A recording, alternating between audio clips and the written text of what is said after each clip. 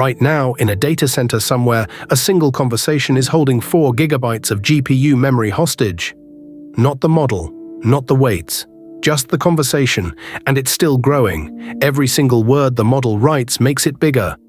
This is the KV cache. It's the reason an AI can answer you quickly, and the reason serving that answer is so expensive. It's the most consequential thing in AI inference that almost nobody explains. So let's actually look at it.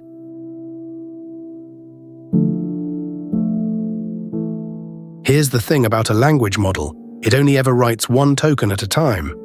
Give it the capital of France is, and it reads those 5 tokens and predicts Paris. Now, to get the next word, it reads all 6, then 7, then 8. And do you see the waste? Those early tokens haven't changed, not one of them, but a model with no cache rederives everything about every one of them at every single step. By the 1000th token, it is redoing 1000 tokens of work just to produce one.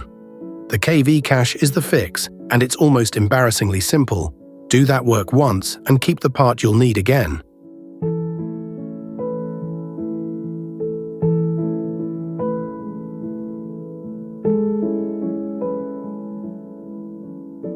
But keep what exactly?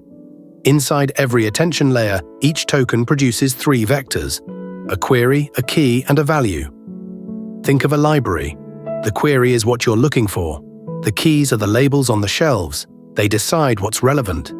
The values are what's actually written inside. Attention takes your query, compares it to every key, and blends the values it matches. Now notice something. The keys and values of old tokens never change. Only the query is new. So those are what you save. The K and the V.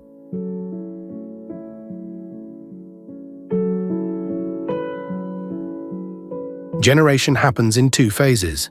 First, prefill. The model pushes your whole prompt through every layer at once, producing a key and a value for every position. That's the cache built. Then decoding begins. For each new token, the model creates one query, one key, and one value per layer. The new key and value get appended, and the query looks back across everything retained to predict what comes next. And that's the payoff. Only the newest token travels the full depth of the model. Everything behind it is already there, computed once. But let's be precise, because the cache does not make attention free. That newest query still has to read every retained key and pull from every retained value. So as your context grows, decoding stops being limited by computation and starts being limited by how fast you can move cache data through GPU memory. That's the trade, and it's the whole point. You are buying less repeated computation. You are paying in memory capacity and memory bandwidth.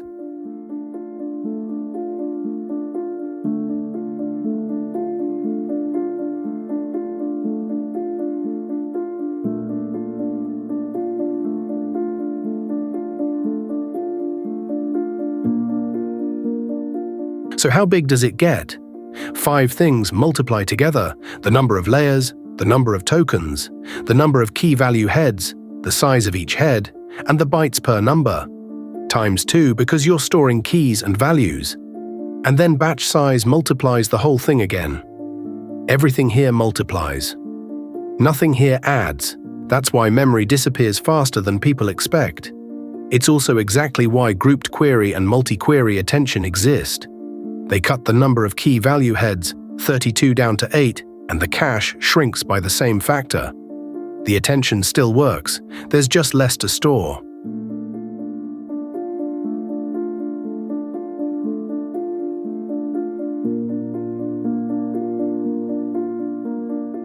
Let's put real numbers on it.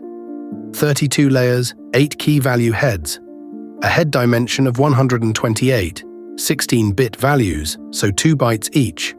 Multiply it out, and that is about 128 kilobytes of cache for every single token, which sounds like nothing, until you fill a 32,000 token context, and it's roughly 4 gigabytes. For one request, now serve 20 of those at once, 80 gigabytes. Gone, and you haven't loaded the model yet.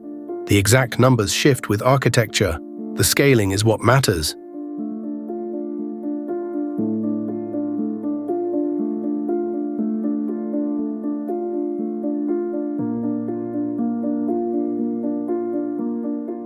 And a real server isn't running one request.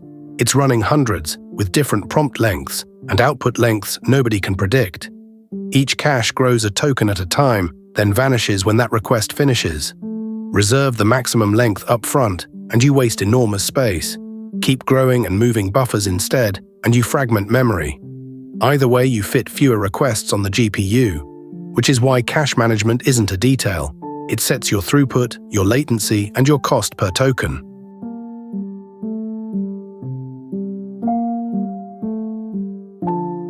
The fix came from an old idea. Operating systems solved this decades ago, with virtual memory. PagedAttention does the same thing. Instead of demanding one continuous region per sequence, it chops the cache into fixed-size blocks. A sequence's logical order can map to physical blocks scattered anywhere. Blocks get allocated only as the sequence actually grows, and freed blocks go straight back to other requests. Fragmentation collapses, and because blocks are shareable, two requests with the same prefix can point at the very same memory. That idea is what vLLM was built around. Paging isn't the only lever. Sliding window attention simply refuses to keep everything. Layers designed for it retain only a recent span.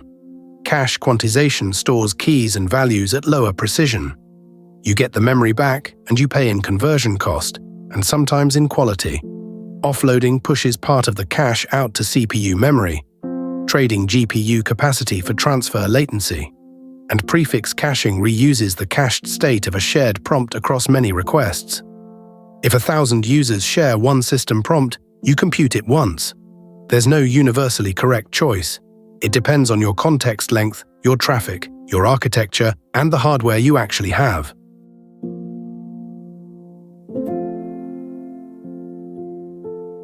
So, the whole thing in one sentence. The KV cache stores the keys and values of previous tokens at every attention layer, so the model never recomputes them while it's generating. It makes decoding fast, and it costs memory that grows with your context and with every active user.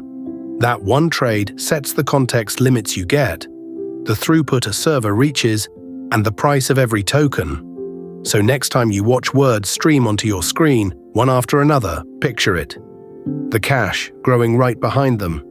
I'm deep on AI. Stick around for more of the systems behind AI.